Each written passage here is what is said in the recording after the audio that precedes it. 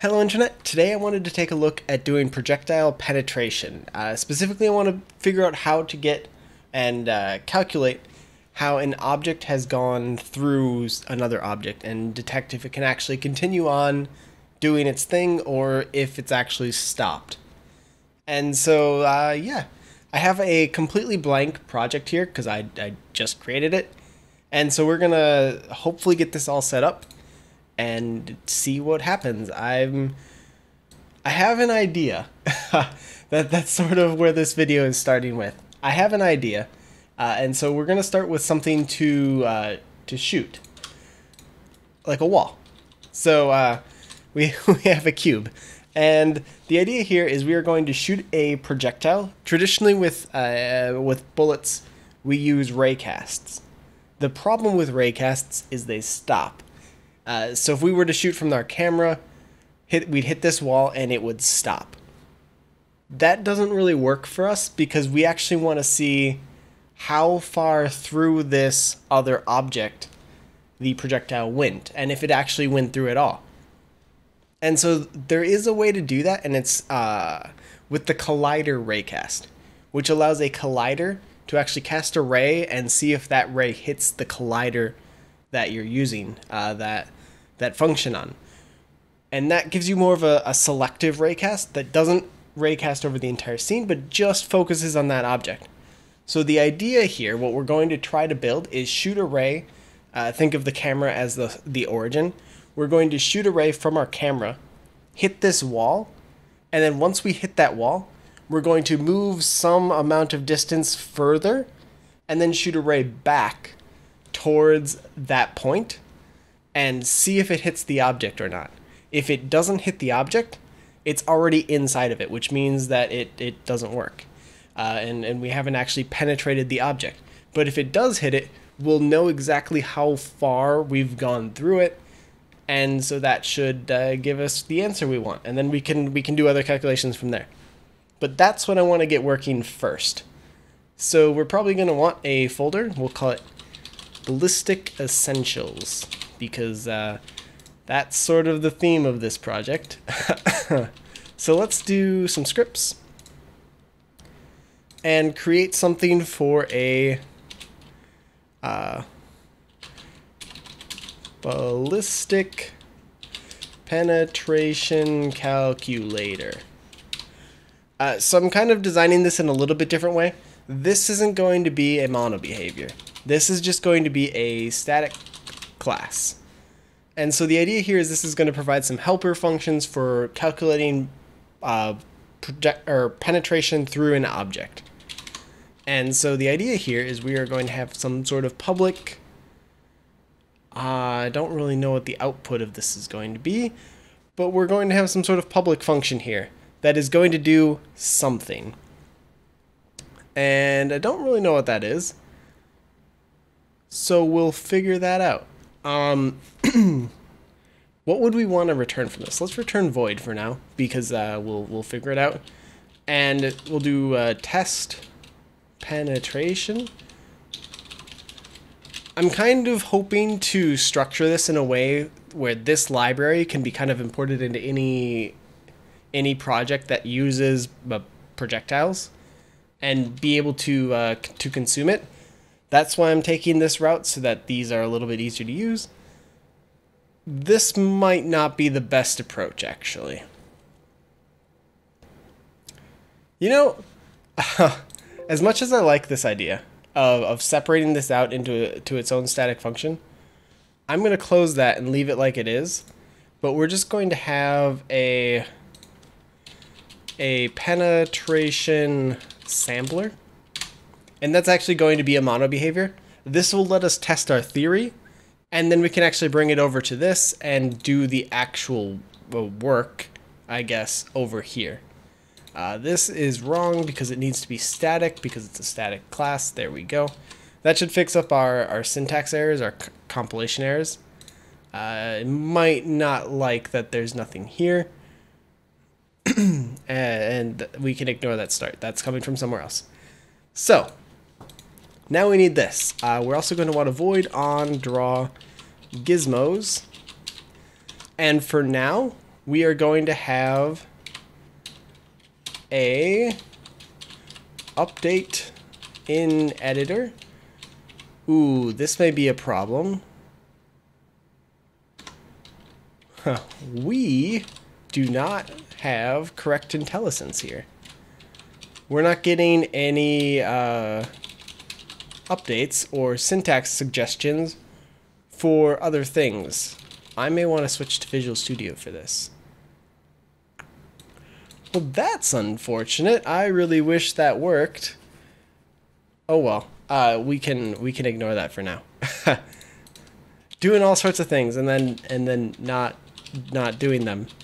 So we're gonna have a vector 3, which is going to be our end point. Private vector 3, which will be our penetration point. And private vector 3, which will be our impact point. These second two are going to be optional. They'll be nullable types, which means when you add a question mark like this to the end of a type, it means that a previously non-nullable object is now nullable. So instead of this always having a vector 3, it could have either a vector 3 or null. In this case, both of those should be null if we haven't hit anything. So we can test one or the other, or probably both. And then if either of them turn out to be null, we will just draw from our current point to the end point in here. So if, whoa, if, that was really weird, penetration point is null, or our impact point is null, then we want to do gizmos.drawLine from this transform position to our end point, like so. Otherwise, we want to draw from our current point to the impact point, and then from the impact point to the penetration point, and then from the penetration point to the end point. Now the reason I'm separating these, we don't actually need to do this, but it's going to give it, this is going to give us 3 distinct lines. Ooh, that's not right. And so what we can do is we can actually color these. So we'll actually have a line that is colored and says this is exactly how far that's penetrated, this is how far that's gone. We want the value of those are nullable. And since I used the nullable thing, this isn't actually, we can just do has value. Instead, we don't need to actually check if they're null. We can just see if it has the value or not. So you'll notice that when I added those question marks, instead of that being a vector 3, there's actually 2 other properties here. There's has value and value. And so has value is going to return true or false if there's a value set for the object. Value is going to return the value of the object. There's also a get value or default, which will return the default type if it doesn't detect anything. And I believe you can provide a default value here. So if there is no value that's given, you can just use the default. So in this case, we actually could just do the same thing for all of these and provide a default value equal to the end point, and then it would come out to the same. It would just be extra draw calls. So let's do a gizmos.drawColor equals color dot. Let's do green. And I'm going to do 3 different colors here. Eventually I'll probably turn that down to just 2. But for now, I kind of want to do all 3 different colors so that we can actually tell what's going on here. Because otherwise we might not be able to. And then finally, I'm going to add an update penetration function here. That doesn't exist. That's fine. We can create it. So void update penetration, like so.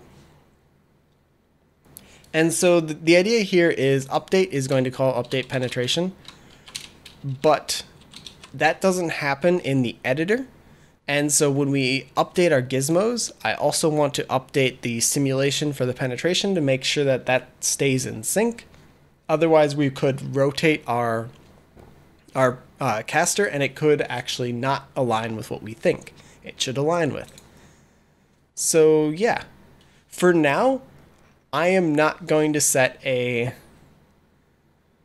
that's a lie, public float penetration amount. And we'll set that equal to a really big number for now. This is going to be the amount in units of space that we are going to move that second ray point or raycast forward. So when we hit something, we're going to move that far forward and then assume we hit something. So let's see here. If let's create a ray. ray equals new ray. This transform position. This transform dot forward. And so that's going to cast a ray from the current object's position along its forward axis. And we'll want some raycast hit. So this is just going to store the hit information for that. And then we can do our physics.raycast along that ray with a max distance. We don't care about that. We just want the out hit. And that should be everything. This should be the most minimalist we can make this. There's some things you may want to do if you want like the bullet to curve, for example. We have a video on that.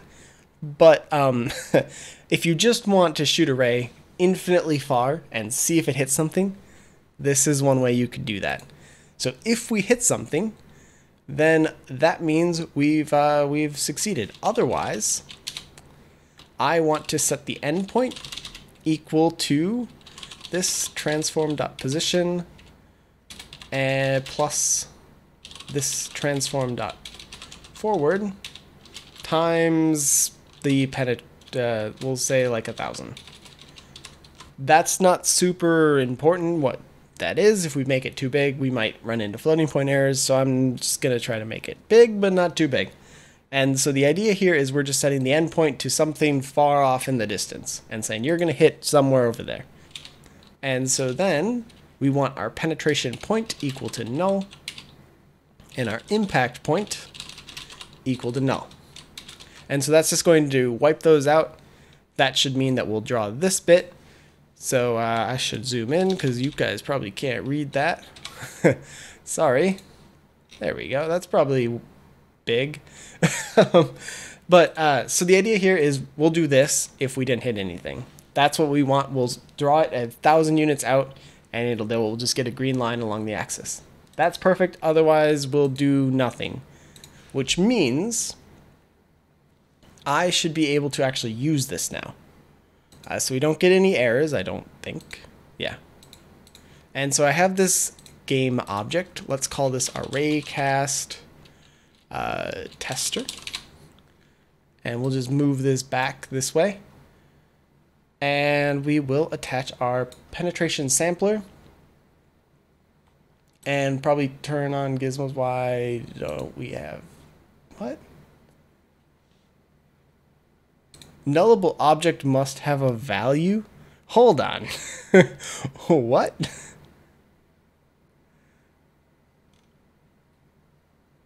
A nullable object must have a value. Am I totally misunderstanding something?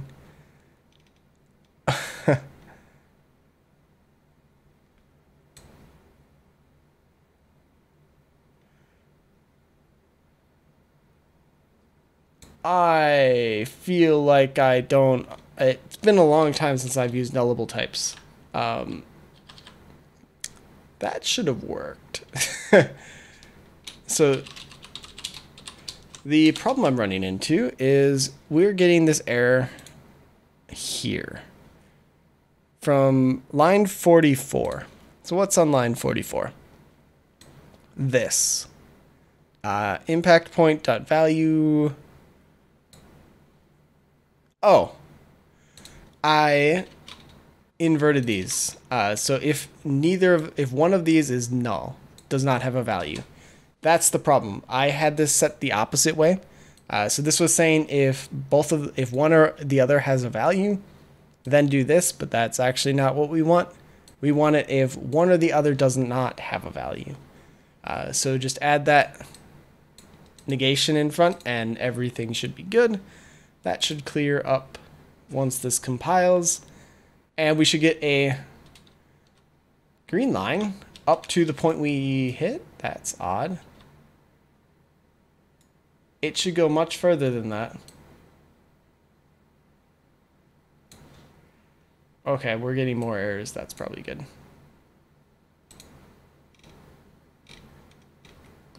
Are we getting more errors? Hold on. Why isn't this... There we go. That's more like what I was expecting. So we have this line off into infinity. It might or might not actually be updating. It's kind of hard to tell. When it goes behind this cube, it theoretically isn't updating. But I don't have a way to actually test that right now or demonstrate that right now. So we're just going to debug.log hit. Cool. Semicolons are important. Let's do that. And so we should see a bunch of hits just kind of flood the console. That's not the best way to do that.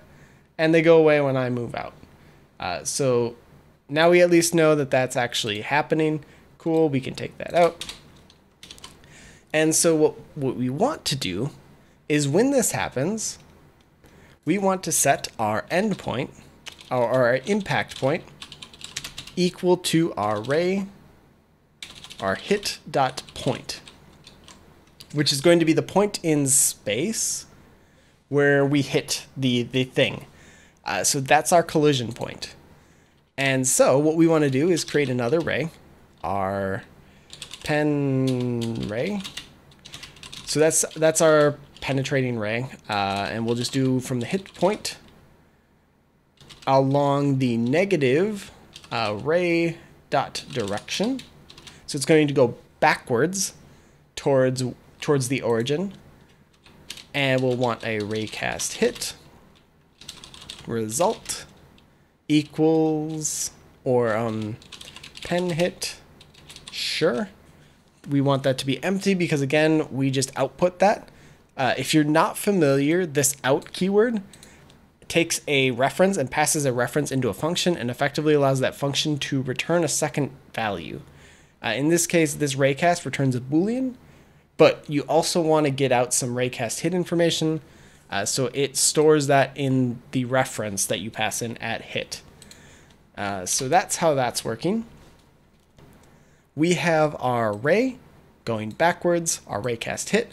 We wanted to move this forward some amount, so we're going to do our ray dot direction times the penetration amount. So that's going to move it forward, in this case, 100 units, and then cast it back towards the user. And then we want to do the collider hit, which I've never used this function, so this may go poorly, but we want to do a raycast. So this will function exactly the same way we did in the previous thing, but we're just doing it this way. And I can actually, we'll take that out for now. Yes. No. We'll leave that there. It's fine. Thinking about something else. So raycast, we want to pass in our new ray. So the penetration ray. We'll have our out, which is our pen hit. And then we can actually set a max distance here because we actually know there's a max distance, which is our penetration amount. And so this is going to cast a ray along that, this definition. So whenever we hit an object, we're going to move forward some set amount of distance along that ray, turn around and look back and say, is there a face of something that we can hit? So think about like going into your wall, if you're familiar with like modern walls, and punching through the sheetrock of your house and trying to see if you've gone all the way through the other side of sheetrock or not. If we have, then we're good, and this will actually return, and in this function, we'll then have the point where we exited. If we don't, then this won't do anything, and we won't have actually exited the wall, if that makes any sense. And so in that case, we want our endpoint equal to our impact point, and our penetration point equal to our impact point. And so all of them just become the same. Y dot value. There we go. And we don't need to test, because we got to point out we don't actually need to test that this is whatever. Oh, penetration amount. What am I doing? Penetration point. There we go. And so that is the case where we do not exit the wall. But in the case we do, we are going to have the penetration point, which is the point where we exited our object. And we're going to set that equal to the pen hit dot point. And so that is the point where we exited. And then we can actually do our endpoint and set that equal to whatever. Theoretically, you could hit multiple objects. We're going to assume in this demo that you're only hitting one face. And so once you've gone through one thing, everything else doesn't matter. You'll just keep going, which isn't perfect. In this case, actually, once you penetrate the wall, because of the way I'm going to set this up, you're actually not going to detect collisions beyond that wall, even though it will look like we're simulating that it is. If you wanted to do that, you would add a raycast here and calculate the endpoint again. Effectively, you would just continue to call this until you had exceeded the max range of whatever your projectile was, until your projectile had phased out. So maybe like 1,000 range, or you've hit too many things, or whatever your condition is, you would cast this over and over again to continuously hit things and go through them and so on. In our case, I just want to see where that hit is and if we went through it. And so if that happens, we should see a yellow line on the other side and a red line going through it. And that theoretically is going to happen here. It's a little bit hard to see, but we do have that red line here. And so that's the point where we're actually penetrating. The yellow line is a simulation of what would happen next, which is going beyond. And then our green line is prior to hitting anything. And so as we change this white object, can I make that? Nope. Okay. I want to make this a little bit darker. Sorry. Let's do a dark. Sure. And we'll just make it black. It's really hard to see that red. It's still really hard to see that red. Oh well, that didn't really solve anything. But what we can do is we can change the size of this, and actually you can see that the penetration has actually changed. And what we should be able to do is adjust this, so this penetration amount we can actually reduce to, say, 1. And you can see it actually didn't get through the object. Or actually, we can update this a little bit. Here I set the endpoint and the penetration point equal to the impact point dot value. We can increase that to this dot transform dot let's do the ray dot direction times the penetration amount, and set the endpoint in equal here. And so this way, these are the same value, but this way we'll have shown that we actually went into an object instead of just stopping there. You should see a red line appear, and that'll be how far in we actually traveled. And then you can see as it gets towards the end, it goes off into infinity. And so that is That's not right. So it doesn't really support negative penetration amounts, but that I think we can live with, because that doesn't make any sense. So this way you can kind of tweak your cube size or your wall size or whatever. And the cool thing is we're using full like Unity physics stuff. So I can increase this to say 5 for whatever reason. And we already have an angle here. It's already going off at an angle. But we can also like rotate our walls and do all sorts of cool things. Like you can see now that it's at the off angle or the longer angle, it gets mostly into our wall but doesn't get all the way through. Or we can do other fun objects. This will work on players or whatever. Anything that supports physics, because it's just physics. So that's how that works. And so we should be able to... Oh, this one is going to look a little bit weird because it's a sphere collider. And so even though I'm increasing the scale on only one axis, it's increasing the scale of the collider on all of them. So you can kind of see that the physics collider is much bigger than their actual object. So that's my bad. One sec. That's a bit more realistic there. And so that is bullet penetration, I guess. So hopefully this is interesting and you guys can you take advantage of this. This was something that I had kind of gleaned through a conversation on Reddit and kind of thought was pretty cool. So I figured I'd take a shot at it and see how it worked. There's definitely better ways to structure the code. That's something that I'm going to be working on. Hopefully we can kind of take those steps together over the next few videos, but that's sort of where we're going with this project, hopefully making projectiles easier. So if you have suggestions for that or use cases or whatever, let me know in the comments. I'd love to hear them. That's pretty much it for this video though. So I have one other thing. I've been working on a new World of Zero website. It's beta. But this is sort of where it's at right now. Like as I speak, this is currently what it looks like. It's built in React and is open source.